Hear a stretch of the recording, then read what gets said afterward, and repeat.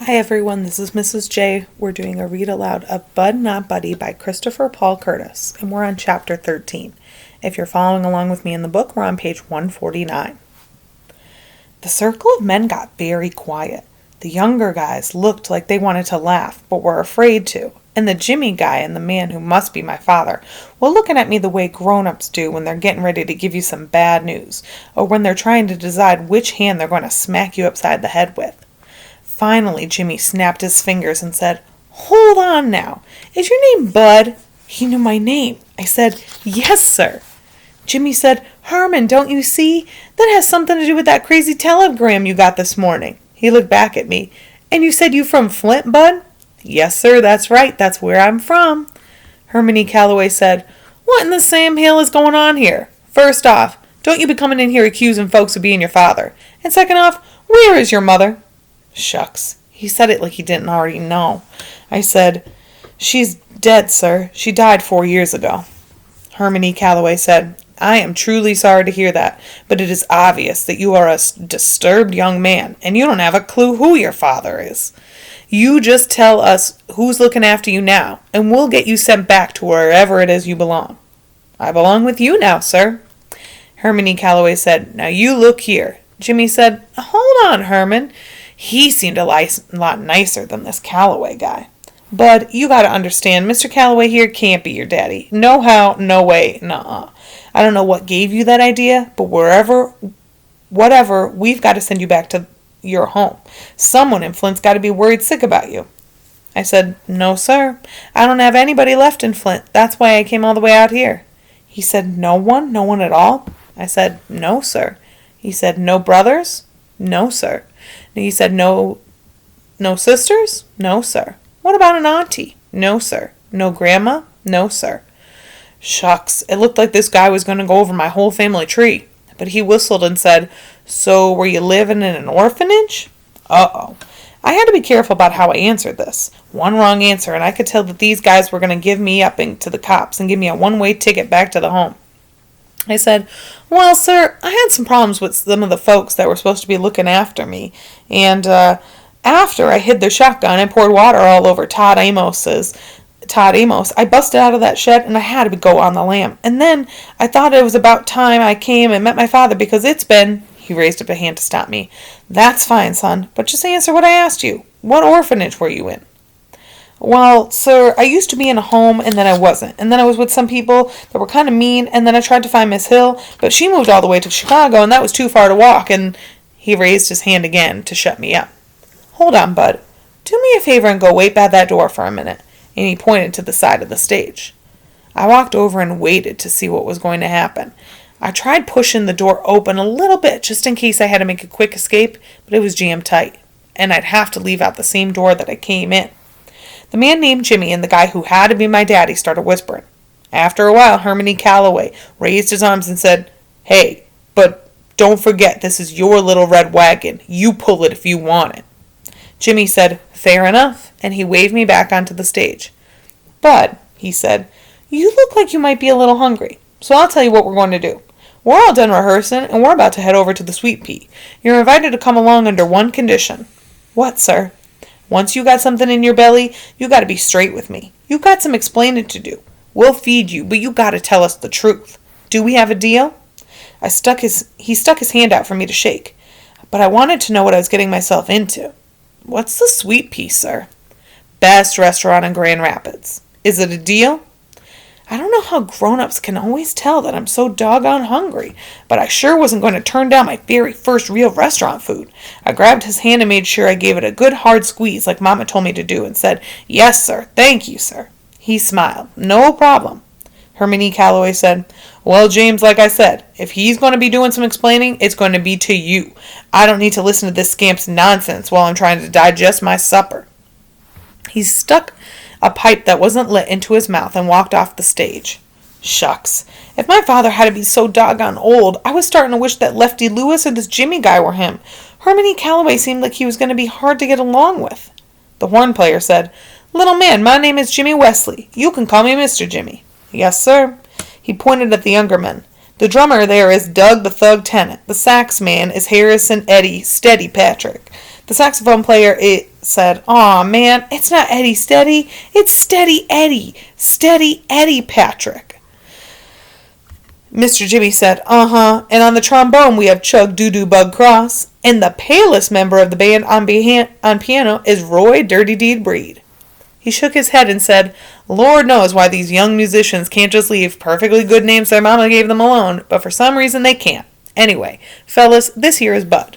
And what was your last name, Bud?" "Caldwell." "Sir, this here's Bud Caldwell. He's going to be our guest over at the Sweet Bee for dinner. Y'all say hello to the little man and make him feel comfortable." The thug said, "What's the word, Bud?" Dirty Deed said, "How you doing?" Doo-Doo Bug said, "Welcome, little stuff." Steady Eddie said, "Good to meet you, my man." I said, "Pleased to meet you." Mr. Jimmy told them, "All right, he'll ride over with you four. Me and Herm will meet you there." The sax man, Steady Eddie, said, "All right, Mr. Jimmy, we'll finish loading up." And the Jimmy guy went out the front door.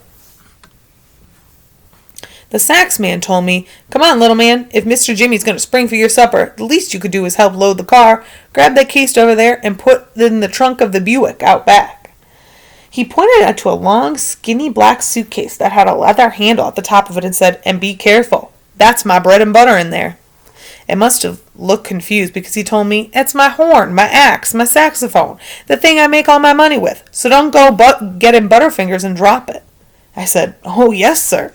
The trombone man, Doo-Doo Bug, said, "One thing you're going to have to drop, though, is all that sir stuff. The only two folks around here old enough for you to be calling them sir are Mr. Jimmy and," he winked, "your long-lost dear old daddy." The whole band busted a gut laughing. The thug guy said, "I'm going to let you in on a little secret, my man. I think the only reason Mr. C is denying he's your daddy is 'cause you went and hurt his feelings." "How? I didn't do nothing to him." "There it is. That's just what I mean.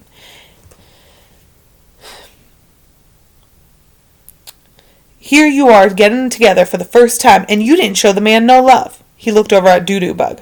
"Bug, did you see any love being passed from this boy to his daddy?" Doo-Doo Bug said, "You leave me out of your nonsense." The thug kept going. "Shoot, man, it seems like you gotta give the man his props. Seems to me like you should have given a man a whole lot more affection. You see, I know Mr. C better than most folks do. I know that beneath that cold-hearted, evil, wicked, nasty, mean." Doo-Doo Bug said, "And don't forget Cheap. Cheap's got to be in there somewhere." The thug said, "You know, Cheap is right up there high on the list. But as I was saying, beneath all that festering nastiness is a tender, kind, loving human being. Why, I bet you dollars to donuts he's outside right now sitting in the Packard sobbing openly about how you shunned him. When you get to the Sweet Pea, rush right up onto him, give him a big hug, and yell out, 'Daddy!' and then plant a big, juicy kiss right on the top of his shiny, bald head. Shoot, you do that and you'll be in his will so quick that your head will spin." I put this thug guy on my list of people not to pay any mind to.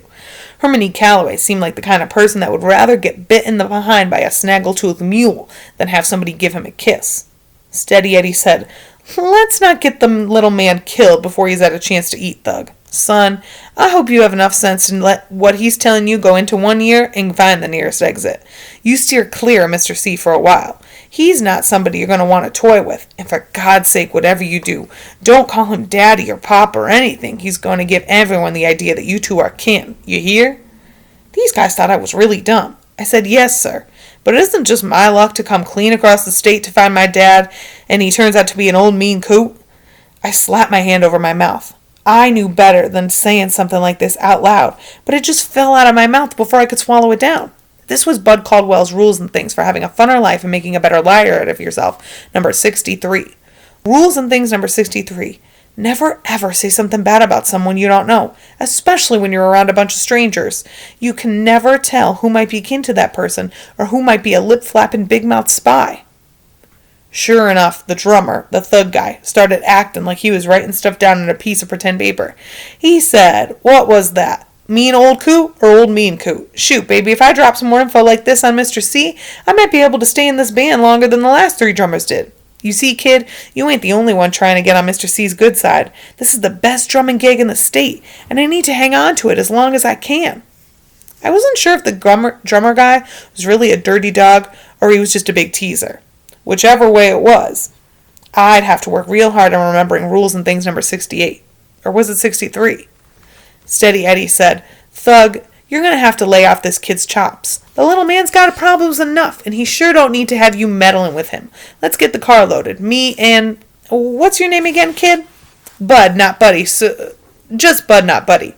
Right. Me and Bud, not Buddy, are too dang hungry to hear any more of your lip. Of all the dusky devastators of the Depression or the Nubian Nights, Steady Eddie is my favorite. We loaded a bunch of funny-shaped black suitcases onto the trunk of the big old black Buick. Then climbed in. I got into the back seat and sat between Dirty Deed and Steady Eddie with my suitcase on my lap. Doo-Doo Bug got behind the steering wheel and the Thug got in beside him. The Thug said, "So, Bud Not Buddy, I'ma come right out and ask what was on everyone else's mind. How do you find out that Mr. C was your daddy?" "My mama let me know." Thug said, I ain't trying to be funny, but I'd never play the dozens on no one. But let me ask you, was your mama, how could I put this? Was your mama as old as sand when she had you?" Steady Eddie said, "Man, leave this kid alone. You don't got to go prying into his life." I never minded talking about my mama, so I told the Thug, "Yes, sir, she was pretty old when I was born." Thug said, "Shoot, I knew she had to be either old or crazy to have anything to do with that man. How old was she, 80? Was she blind?"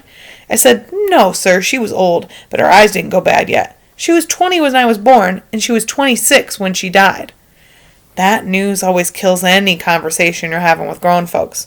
The dusky devastators got quiet for a minute, like some mice with bedroom slippers on. The only sound you could hear for a second was the keys clinging up against the metal dashboard as Doo-Doo Bug turned the car into the front of a little house that had a sign that said "The Sweet Pea" on it.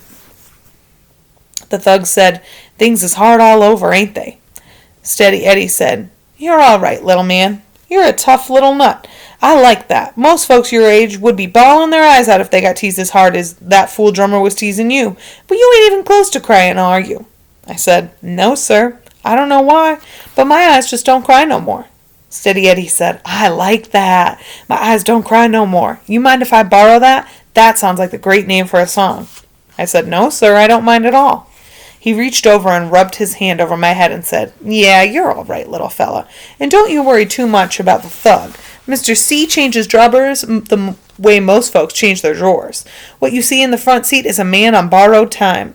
Thug said, "Aw, man, what'd you hear?" Doo-Doo Bug cut off the car and said, "All right, gentlemen, that's enough. Let's go stuff our craws."